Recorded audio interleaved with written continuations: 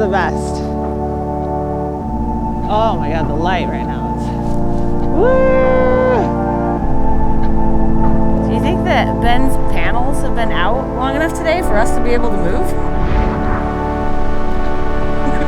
Because if not, we're definitely gonna have to push it with the dinghy.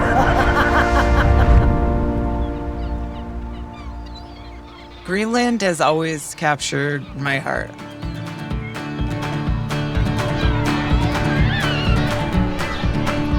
I'm Jessica Baker. I'm a professional mountain guide and skier, and I've really been focusing recently on Arctic exploration and even in more recent years, exploring Greenland. So my goals for this trip are twofold. One is I'd really like to revisit some of the areas I was in 2019 to see what's been happening with the glaciers, and I want to see if we can travel on a renewable energy boat that runs without any fossil fuels. Jess and I had worked on a bunch of different kind of film projects. In 2018, she actually invited me on one of her larger expeditions to Svalbard. The catch was that she was going to sail from Europe north up to Svalbard, and she wanted me to be on that team. A lot of the water out here is quite literally uncharted, which is kind of exciting. So, yeah, the adventure starts, I suppose, the second we push off.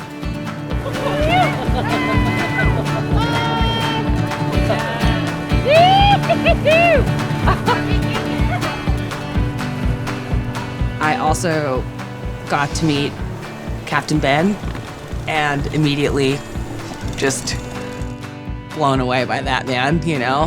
When I first met Captain Ben, I was like, oh wow. It was finding like my soul brother or something.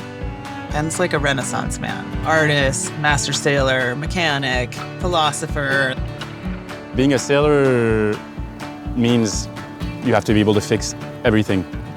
But yeah, it's more being a handyman. I'm a janitor. After that 2018 trip, I was like, I'm done. No, I'm good. I'm never getting on that sailboat again, you know? And she called me like a couple months later and she's like, so how about sailing in Greenland? And I was like, you got it. I'm in. We had 3 weeks essentially to explore and started working our way through some of the fjord systems, literally like uncharted waters, and just exploring the zone. When we got back from our trip, all disconnected from everything, we started reading that it was becoming the hottest year on record on the Greenland ice cap. They recorded for the first time ever 2 consecutive days above freezing at 10,000 feet during the time that we were in the zone. In 2019, we have the warmest year of since forever. I'm 30 years old. Already now we can say back then, when we were kids, we used to have a lot of sea ice. Back then, when we were kids, this glacier was that big, and it's a bit scary that we could already say those things, even though we're not that old. We're back, but this time the boat that we're on, the canoe, has been modified, and it's now a green boat. It's running off of solar power and wind power. 2 years ago, we threw out the old diesel engine and went electric. Tiny for a 11-ton expedition boat.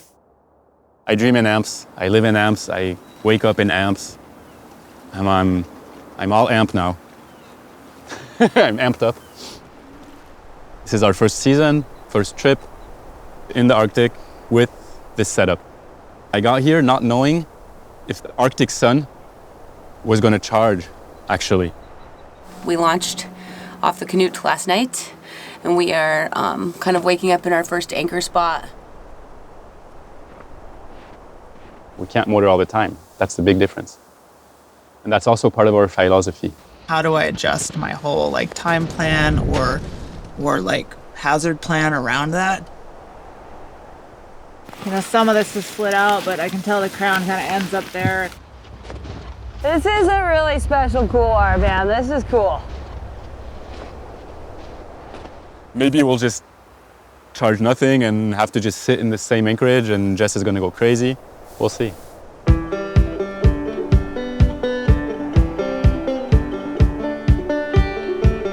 a little dance party up here.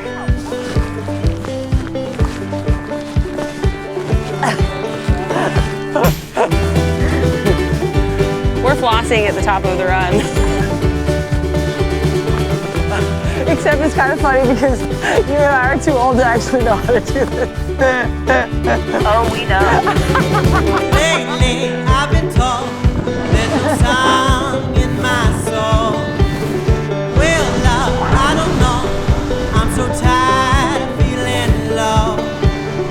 All my friends are calling me wild like the wind. Now drifting all I've known. Packing up and trying all my best to stay cold.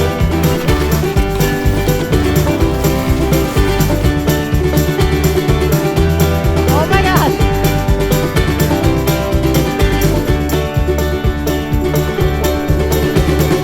Lately, I've been told, got all this fire in my bones. Go on, save my soul. Why's a man to run this ship alone?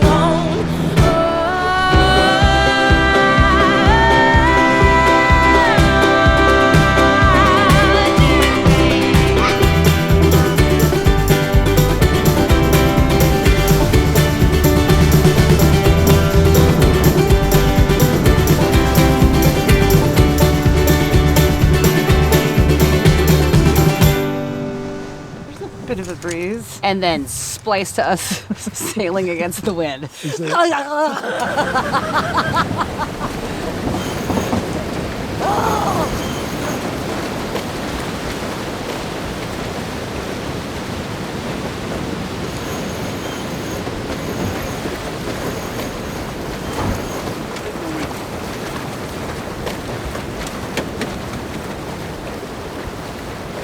out of my comfort zone. Anyone needs to puke out here? Fucking puke because it's fucking filled with gas over here. It's so fucking gnarly, man.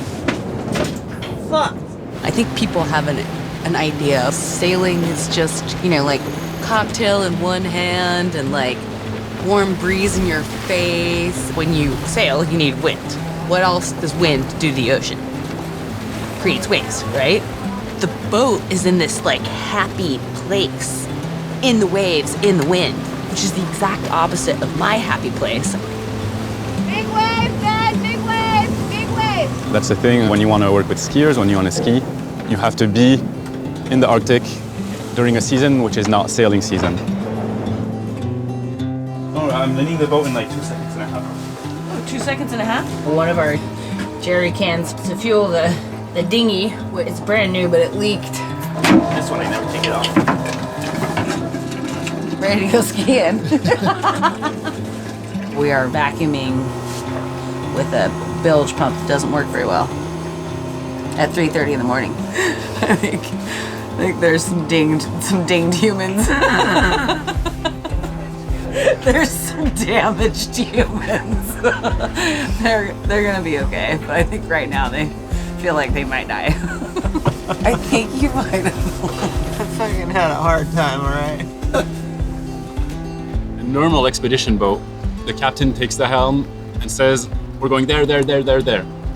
The Knut, you take the helm, but actually it's the boat that says, no, we're going there. No, we're not going there, we're going there.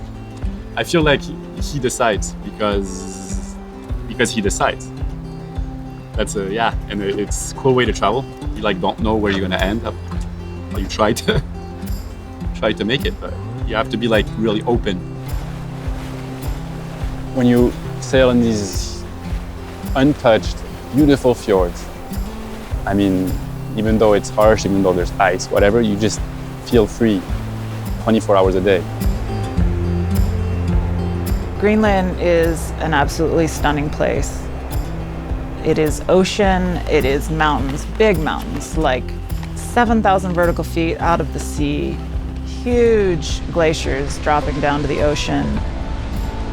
I've been lucky enough to travel a lot for skiing in my career, and this is the most breathtaking place I've ever skied. You know, around the time that we ski there in the spring, you have light almost 24 hours a day, and one of the most dramatic and beautiful places I've ever been.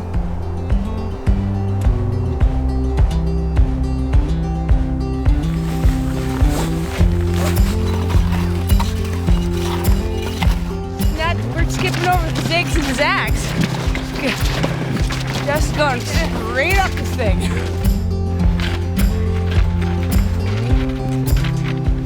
I wonder if it's amping on the canoe right now. Solar energy's there. It's trying. Let's go, ampage. Get that charge. Let's go, ampage. It'd be nice if it broke blue. I think it's gonna happen. I think this thing's just gonna burn off and it's just.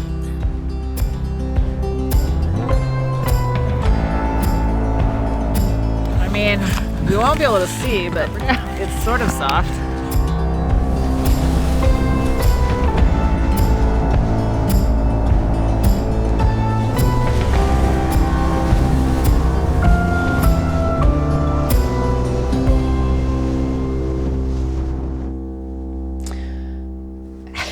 And turns out a motor is kind of important. We are not able to ski a lot of the things that we skied in 2019 because we couldn't get to them because we had to rely on Mother Nature, right?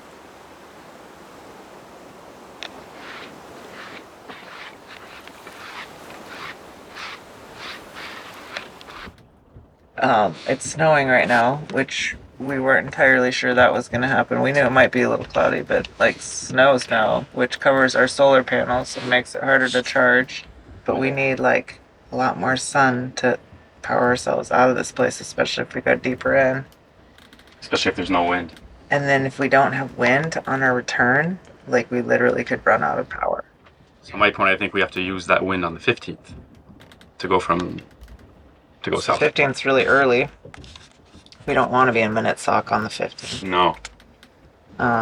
It's way too early.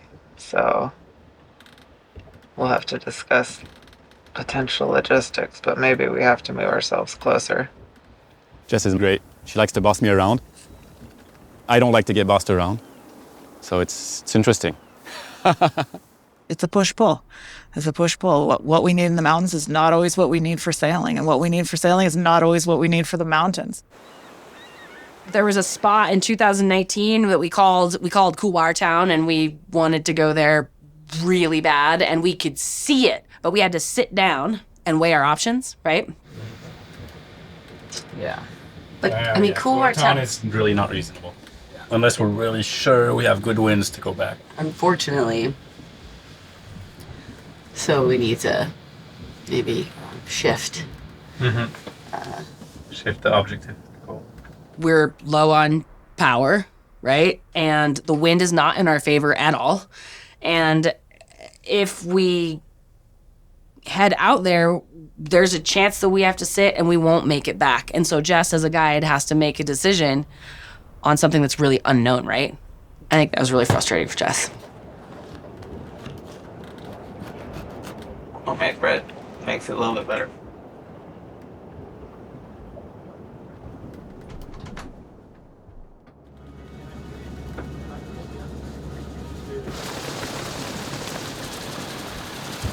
The irony in today is we have sun, which is great, and we have wind. Problem is it's too windy to get shore to ski, but we're waiting for the wind to die so that we can go ski, but then once the wind dies, then we can't sail. So, travel with the wind, or do we wait and ski after the wind?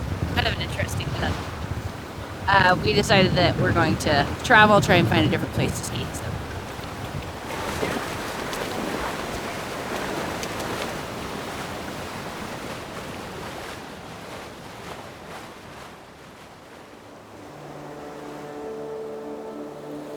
Nearly every year, we have a record of the highest temperature around Greenland. When an elderly tells stories, it's nearly not recognizable for us because it's changing so much. There's a lot of snow coverage that we didn't have last time. However, it's very, very obvious that the glaciers have changed a lot since we were last here. We come in fjords that have glaciers. On the charts, you sail on the glacier because the charts are not old, they're like 30 years old. 30 years ago, the glacier was probably up to here.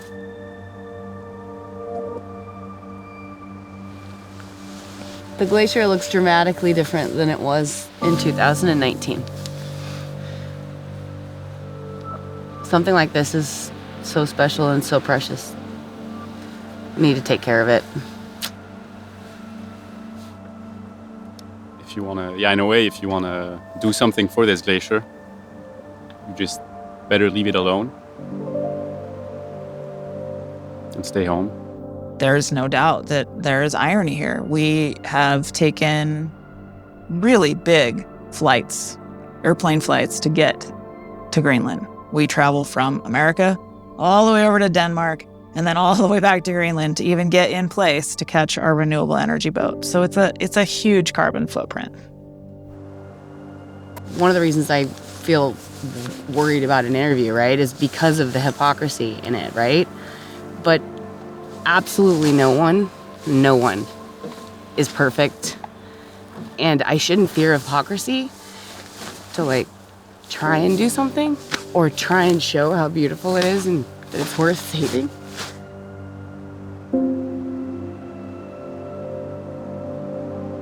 You and your boat are pretty special. Like, you have already taken a huge step to like shift that direction. Like, not having your diesel motor anymore is pretty impressive. The fact that we're like charging right now off this even just like partial sun, that's the coolest. I mean, I think we have to move to the next step, which is not talking. The next step is really action. Action is not staying home. Action is finding ways to keep on living our passion, to keep on breathing this beauty. Can I take only 2 planes instead of 3? Can I turn off this engine a while and row a bit? Little things like that. Yeah, we need action. We know now, everybody's aware. So.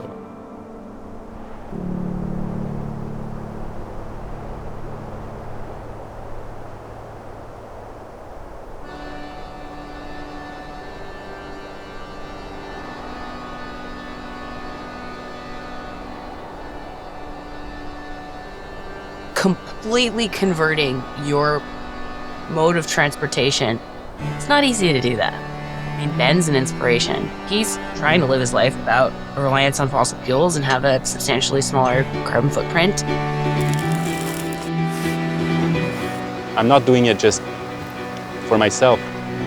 I'd want people to search new ways to travel. You know, I mean, it definitely makes me want to work harder, way harder, you know?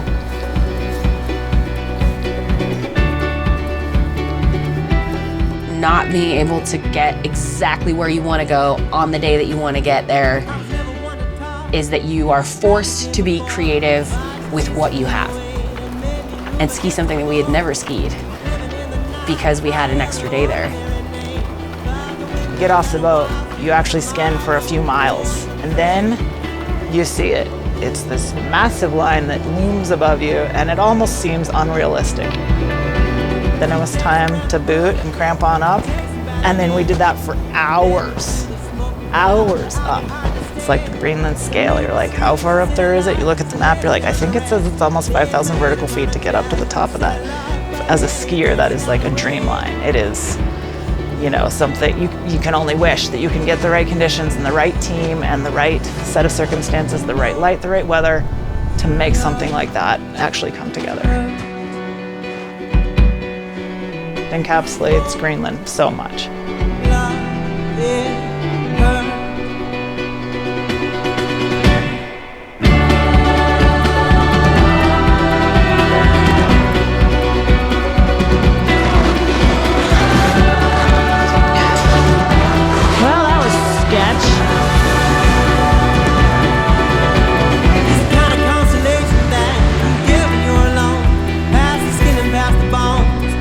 Ordinary tone, ask the question, take the dance and take me out.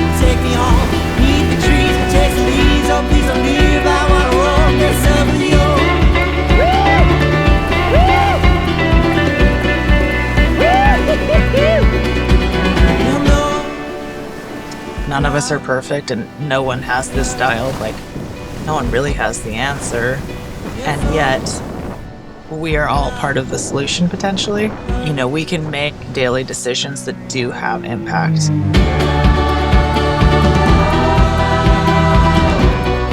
I feel like a monk when he prays. For me, this is like religious. The Arctic, the glaciers, the ice, this energy just like feeds my soul.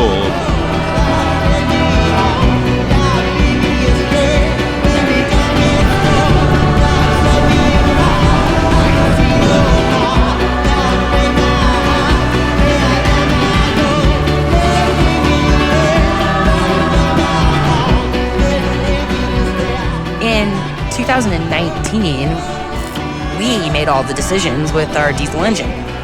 And in 2022, nature made the decisions. And look at how incredible some of these lines were. I mean, that's the thing. We're like traveling around on this like renewable energy boat and still crushing these massive lines in Greenland.